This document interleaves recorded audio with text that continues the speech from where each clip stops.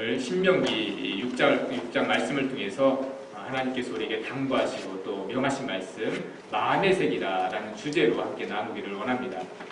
요한복음 8장에 보면 현장에서 가늠하다 잡힌 여인의 이야기가 나옵니다. 서기관과 바리새인들이 예수님을 고발할 조건을 찾기 위해서 현장에서 잡힌 그 여인을 데리고 왔습니다.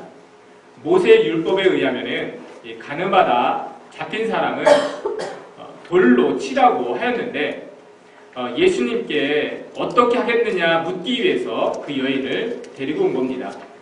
만일 예수님이 그 여인에 대해서 돌로 치라, 모세 율법에 의한 대로 돌로 치라 하면은 그동안 예수님이 말씀하신 대로 연약하고 또 죄인들, 그런 사람들의 친구로 왔다 하신 말씀이 맞지 않게 되는 겁니다. 또 자기들을 용납해주고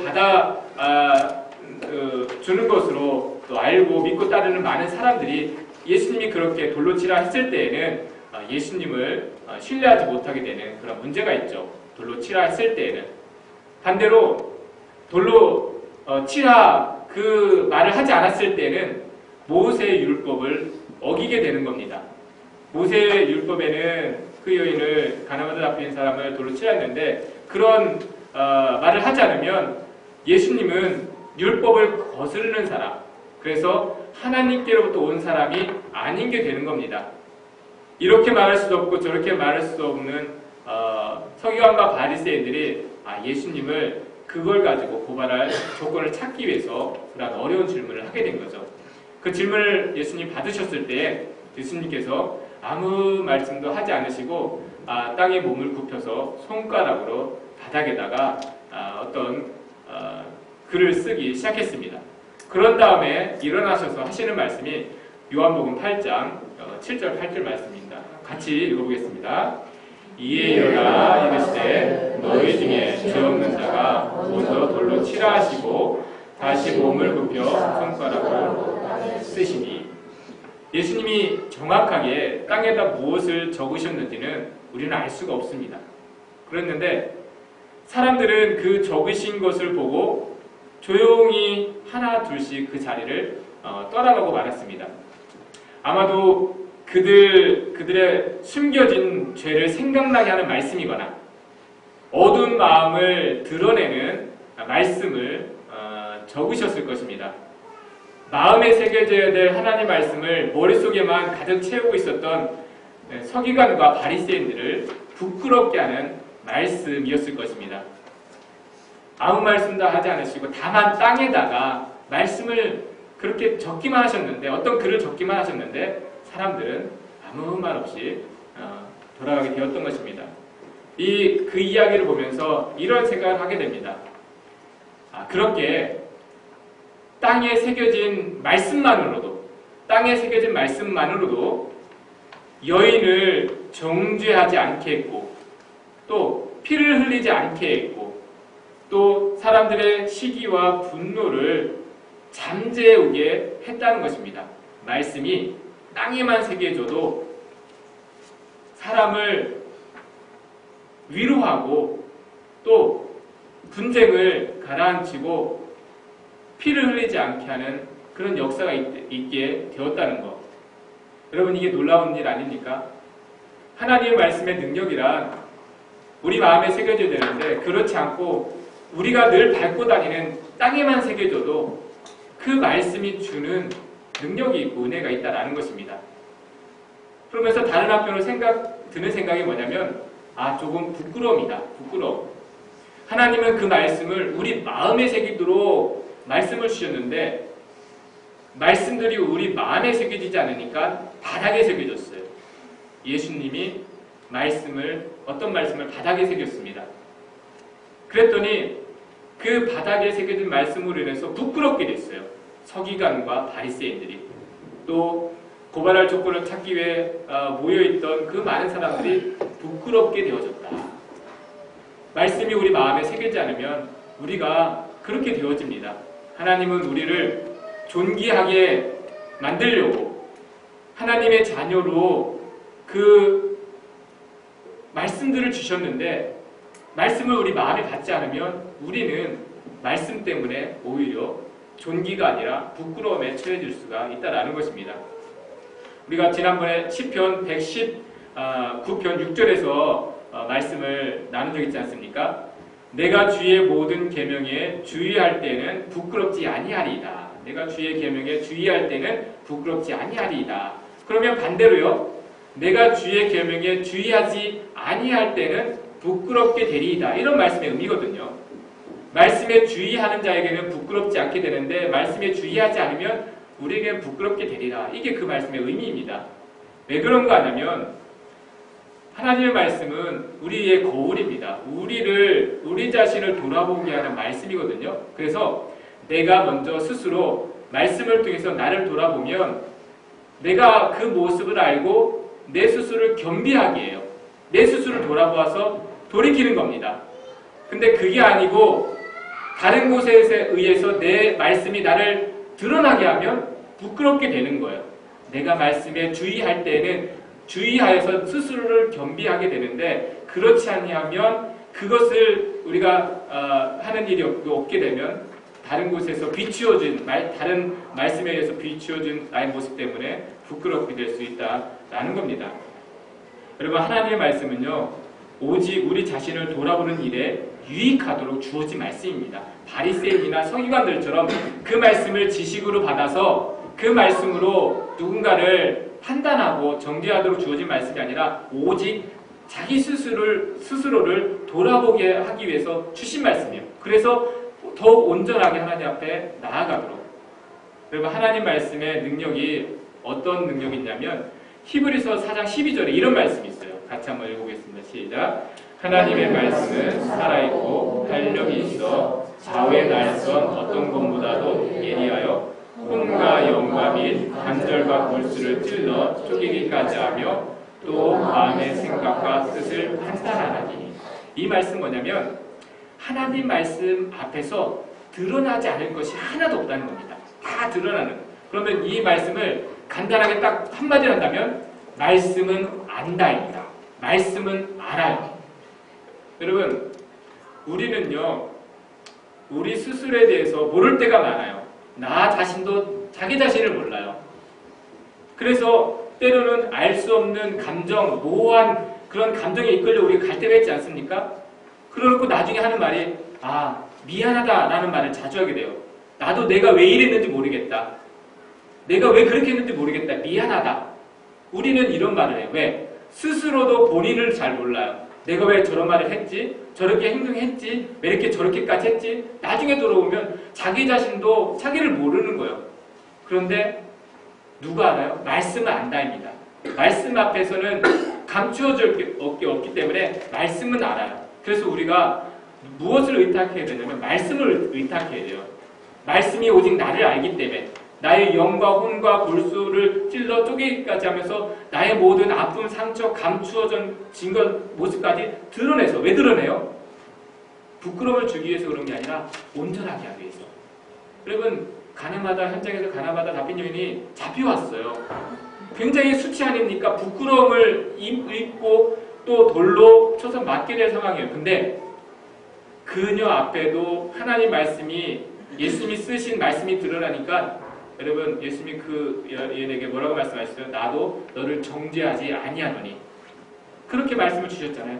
여러분 말씀은요 우리 안에 그 모습을 드러내요. 드러내는데 부끄러움을 주려고 드러내는 게 아니라 온전하기 위해서.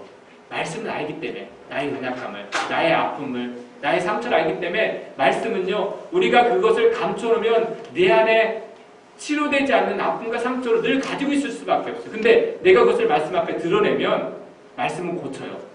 말씀은 온전하게 한다는 거. 그래서 히브리서 4장 12절 말씀을 볼 때마다 긴 말씀이지만 딱 한마디입니다.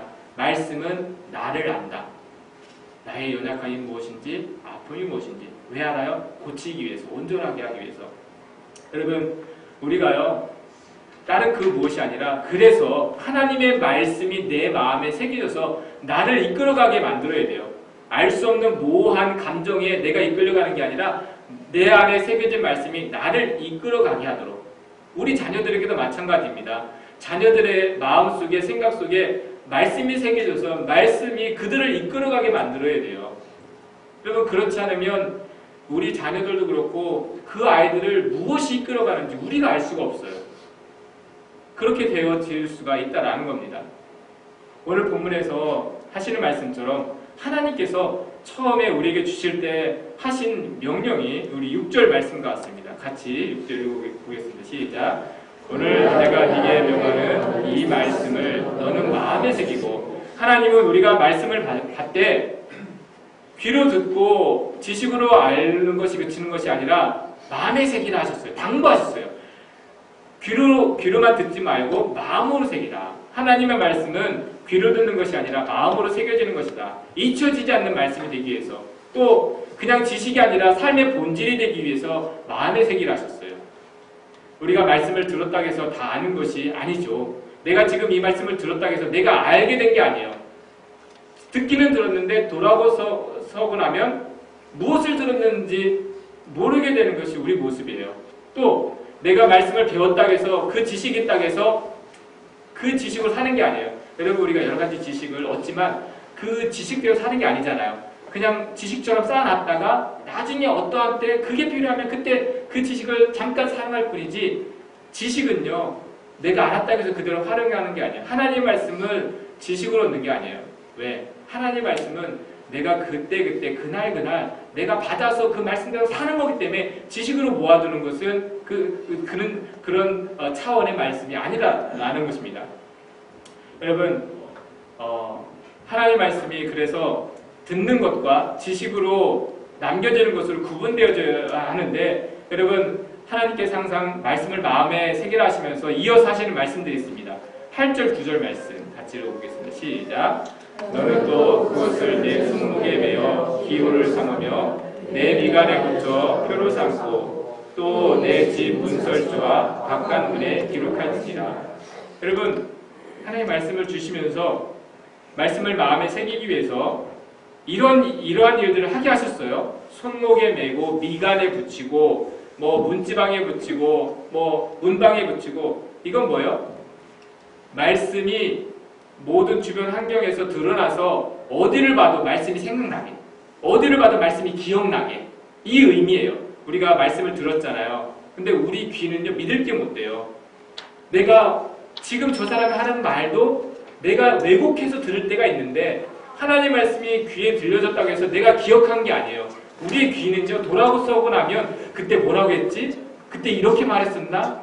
우리의 귀는요 믿을 게 못 돼요. 여러분 그래서 내가 들은 말씀이 내 마음에 새겨지도록 기억되도록 우리 주변 환경이 말씀이 생각나는 환경을 만들어야 돼요. 그래서 의미예요. 내 손목에 붙이고 미간에 붙이고 나가기 전에 볼 수 있는 문지방에 붙이고, 그렇게 어디를 봐도 말씀이 생각나는 환경들.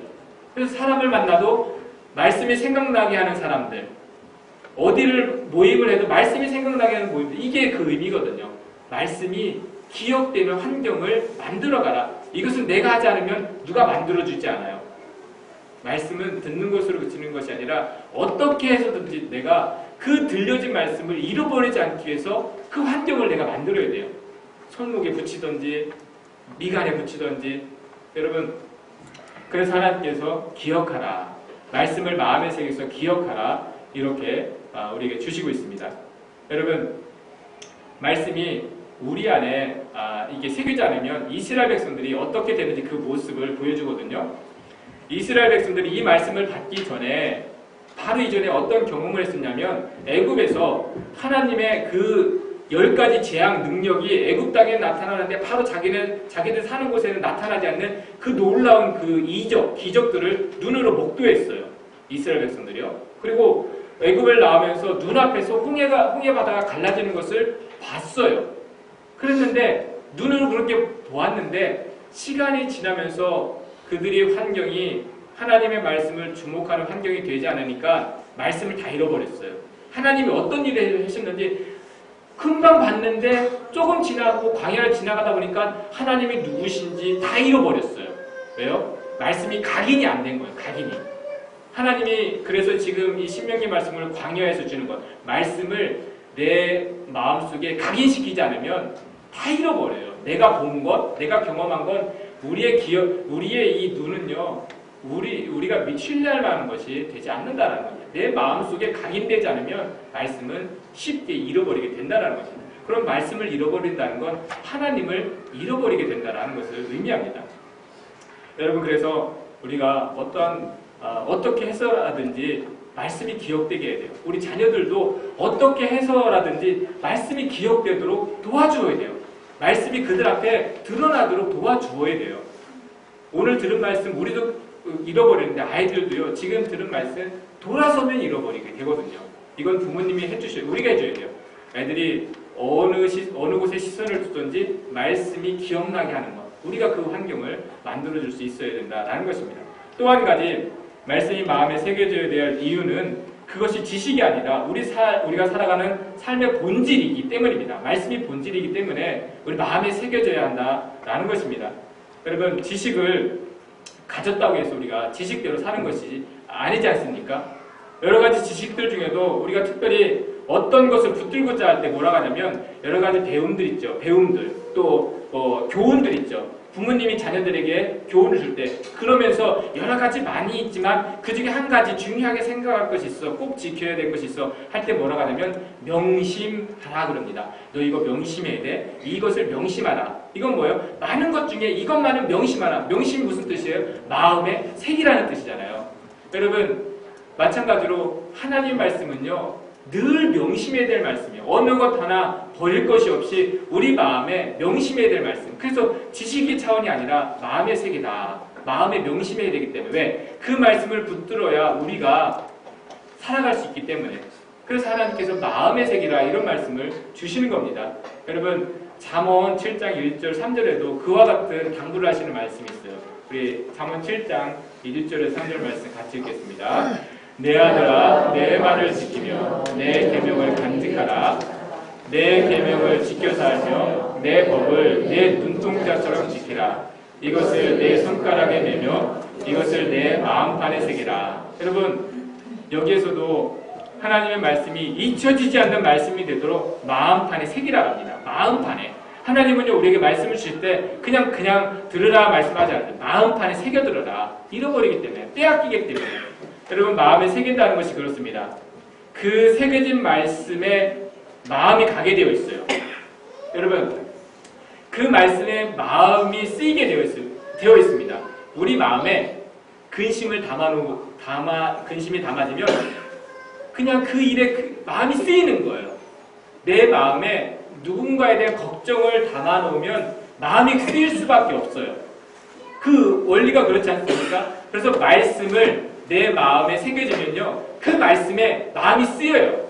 마치 눈동자처럼 그 일에 대해서 예민해지게 됩니다. 민첩해지게 되는 거예요. 그래서 우리가 생각해보면요, 내 마음에 다른 근심, 걱정, 여러 가지 그런 것들로 여러 가지 분주한 일로 많이 담겨져 있어서 그런 일에 예민해질 것이 아니라 말씀이 담겨져서 말씀에 예민해지는 거예요.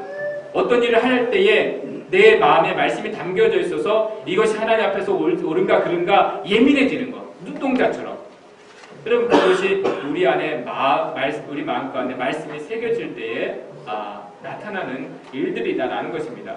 그래서 하나님께서 더욱 특별히 다른 것을 새기지 말고 다른 것을 담아주지 말고 말씀을 담아두래요. 말씀을 새겨 넣으래요. 그러면 만약에 우리가 생각이나 우리 말씀에 예민해진다고 보세요. 말씀에 우리가 민첩해진다면 여러분, 우리 삶이 그와 더불어서 온전하게 되지 않겠습니까? 하나님께서 그래서 마음에 말씀을 새기라 당부하고 계십니다. 이 말씀을 하시면서 특별히 강조하시는 말씀이 있어요. 어떤 말씀이냐면 7절 말씀입니다. 함께 읽겠습니다. 내 자녀에게 부지런히 가르치며 집에 앉았을 때든지 길을 갈 때든지 누웠을 때든지 일어날 때든지 이 말씀을 강론할 것이며. 여러분, 하나님께서 특별히 우리 자녀들의 생각에 하나님의 말씀이 기억되게 하고 그들의 마음에 하나님의 말씀이 새겨지도록 하라 명령하고 있어요. 그 일을 위해서 할 수 있는 대로 말씀을 가까이 하게 하라는 것입니다. 우리 아이들에게. 여러분, 다른 일에 우리가 부지런할 것이 아니에요. 아이들에게 무언가를 하게 하려고 다른 일에 부지런할 것이 아니라 말씀을 기억하고 배우고 깨달아가는 일에 부지런하게 할 의무가 부모님들에게 있대요. 여러분들 부모님들 제가 이렇게 보면은 굉장히 부지런하세요. 아이들을 위해서 여러 가지 그 환경들을 만들어주기 위해서 굉장히 부지런한데요. 그런데 조금 부족한 게 있어요. 말씀을 가까이 가게 하고 알아가게 하는 데는 조금 부족해요. 부지런하지 않은 것 같아요. 여러분, 하나님은요, 다른 것에 부지런하시지 않고 말씀을 알게 하고 그들에게 드러나게 하는데 부지런하게 하래요. 왜? 결국에는 말씀이 아이들을 이끌어가거든요. 우리가 제공해준 다른 환경이 아이들을 이끌어가는 게 아닙니다. 그들 안에 새겨진 하나님 말씀이 그들을 이 땅에서 선한 일에 합당한 자로, 하나님의 선한 일에 합당한 자로 세워가는 거예요. 우리가 그 믿음이 있어야 됩니다. 그래서 하나님께 당부하시는 거죠. 여러분, 앉았을 때든지 일어섰을 때든지 길을 나갈 때든지 행할 때든지 들어올 때든지 아이들한테 다른 거 잔소리할 게 아니에요. 여러분, 하나님 말씀을 그들에게 들려줘야 돼요. 다른 것으로 아이들을 추궁할 게 아니다라는 것입니다. 여러분, 조금 전에 우리가 찬송가 199장 부르지 않았습니까? 나의 사랑하는 책, 참 좋은 찬양이에요. 참 제가 좋아하는 찬양인데 사실은 제 자신의 고백은 되어지지 않습니다. 제가 그런 경험이 없기 때문에 제가 먼저 교회 신앙생활을 했기 때문에 어렸을 때부터 다닌 것도 아니고 부모님이 성경 들려주실 일이 없었죠. 그 가사가 그래요. 나의 사랑하는 채 비록 헤어졌으나 우리 어머님이 들려주시던 재미있게 듣던 말 그때 일을 지금도 잊지 않고 기억합니다. 귀하고 귀하다 우리 어머님이 들려주시던. 저는요 이 찬양이 부르면서 왜 은혜가 되냐면 나중에 우리 자녀들이 이 찬송가를 부를 때 은혜가 되지 않을까. 오늘날 우리가 아이들을 위해서 들려준 또 가르쳐준 그 말씀 우리 자녀들이 기억한다면 우리가 이 찬양을 부를 때 은혜가 되는 거예요. 나는 비록 그 고백은 없지만. 여러분, 지금은 아이들이요 잘 모를지라도 이 아이들이 어느덧 자라갔을 때 마지막 사절에서 그렇게 고백하지 않습니까? 그때 일은 지나고 나의 눈에 화나오니 어머니의 말씀 기억하면서 나도 70대 때로 성경 말씀 읽으며 주의 뜻을 따라 살려 합니다. 지금은 아니더라도 그때 기억날 때 그때가 되면 그 어머님이 아버지가 또는 할머니 할아버지가 보여주신 그 모습대로 갈 수 있게 되는 거거든요. 여러분, 아이들이요 우리 엄마 아빠가 해준 일들 할머니 할아버지가 해준 일들 반드시 자라가면서 기억할 겁니다. 여러분, 근데 그 기억 속에 우리 엄마 아빠 할머니 할아버지들이 말씀이 이야기해 준 거 기억나게 해준다는 거 이게 굉장히 큰 은혜 아닙니까? 하나님의 말씀을 새겨주는 일들을 했다는 거. 그러면 그 아이들이 자라났을 때 말씀을 떠날 수가 없죠. 하나님을 떠날 수 없게 되는 겁니다. 그래서 하나님이 말씀하시는 거예요. 우리뿐만 아니라 자녀들에게 말씀을 새겨주래요. 그 마음속에 여러분 그렇지 않으면 우리 자녀들이 그 말씀으로 이끌림 받지 않으면 어디로 가는지 모를 곳으로 지금 이끌려가게 되어 있어요. 우리 아이들이 어디로 가는지 몰라요. 알 수 없는 곳으로 가게 되는 거죠. 여러분, 그러기 위해서 우리가 먼저 하나님의 말씀을 마음에 새겨야 하는데 그 일이 다른 것이 아닙니다. 그 첫걸음이 바로 우리가 하고 있는 큐티입니다. 큐티. 매일매일 하나님께서 말씀을 손목에 미간에 문지방에 붙이라는 건 뭐예요? 말씀을 이쪽으로 돌아봐도 말씀 있고 저쪽으로 돌아봐도 말씀 있게 하라는 것은 우리가 들고 다니는 이 큐티 책이에요. 앉아서도 할 수 있고 일어서서도 할 수 있고 일터에서도 할 수 있고 가정에서도 할 수 있고 이게 그 오늘날 우리에게 의미거든요. 말씀을 마음에 새기기 위해서 우리가 붙들고 있는 이게 큐티하는 일이거든요. 이 외에는요 말씀을 깊게 새겨질 방법이 더 좋은 일이 없습니다. 큐티 외에는. 여러분, 그리고 우리가 특별히 성경을 배워서 아이들한테 말씀을 가르치는 게 아니에요. 성경을 특별히 배워서 특별히 가르치는 것이 아니라 내가 오늘 함께 묵상한 말씀을 통해서 아이들에게 이야기를 해보는 거예요. 이런 말씀이 있었는데 어떻게 생각하니? 우리 아이들과 지금 본문이 다 같지 않습니까? 아이들한테 오늘 이 말씀이 있었는데 읽어봤니? 생각해봤니? 그러면서 성경 이야기를 하게 되는 거예요. 여러분, 이게 뭐예요? 아이들과 부모님과의 공유가 생긴 거예요. 공유. 여러분, 이게 얼마나 귀한 거냐면 지금 아이들이 이제 시작했지만 이게 1년, 2년, 5년 정도 진행된다고 봐요. 그러면 한 5년 정도, 10년 정도 아이들과 어렸을 때부터 큐티가 부모님이 되었어요. 깊게는 못하더라도 그 습관이 되면 뭔가 공유점이 생긴 거예요. 그러면 이 아이가 이제 장성에서 어디 떠났을 때 멀리 있지만 공유점이 생기는 거예요. 그 큐티 하고 있니? 그 말씀, 오늘 말씀이 이랬는데 어떻게 생각했니? 그리고 또 엄마 아빠는 이렇게 깨닫는데 이렇더라 해준다면 멀리 떨어져 있더라도 공유가 생기는 거예요. 여러분 이 공유가 생긴다는 게 얼마나 중요한지 아십니까? 점점 아이들과 자녀들, 부모님과 자녀 세대에는 공유가 사라져요. 공유할 수 있는 것이. 이제는 다른 세계, 다른 세상에 사람들이 되어져 가고 있을 때 여러분 무엇으로 공유하려고 하십니까? 아이들과. 그 말씀으로 인한 공유가 되어지지 않는다면. 여러분 그래서 우리가 지금은 조금 쉽지 않더라도 이 늘 포기하지 말고 붙들어야 될 것이 이 큐티예요. 아이들과 우리 사이에 유일한 공유점이 말씀이다라는 겁니다. 그리고 내가 큐티의 한 말씀을 통해서 아이들에게 지금은 가르칠 수 있고 또 설명해 줄 수 있지 않습니까? 여러분 그래서 우리가 하나님의 말씀을 마음에 새기는 일을 해야 되는데 그 중심이 큐티가 되어져야 한다는 것입니다. 그럼 1월달 이제 보니까 큐티가 한 달 시작한 지 한 달 다 지나가지 않았습니까? 오늘 예배 끝난 이후에 2월달 큐티가 도착했는데 여러분 포기하지 마시고 이곳에 여러분 믿음으로 한번 해보시길 바랍니다. 다른 곳에 우리가 의지하고 다른 곳에 희망을 둘 게 아니다라는 것입니다. 내가 하고 우리 자녀들이 하고 우리 교회가 전체적으로 하는 하나님 말씀을 새기는 일, 이 말씀이 새겨지면 여러분 이것이 새겨지면 하나님께서 행하시는 일들이 우리 자녀들 가운데 또 저와 여러분들 가운데 놀랍게 나타나게 될 것을 우리가 기대하게 됩니다. 여러분 그래서 오늘 하나님께서 우리에게 당부하시고 명하시는 말씀대로 하나님의 말씀을 우리 마음에 새겨지게 하라. 마음판에 새겨지게 하라. 이 말씀을 우리가 붙들고 그 말씀대로 살아가시는 저와 여러분들 되시기를 주님의 이름으로 축원합니다. 기도하겠습니다.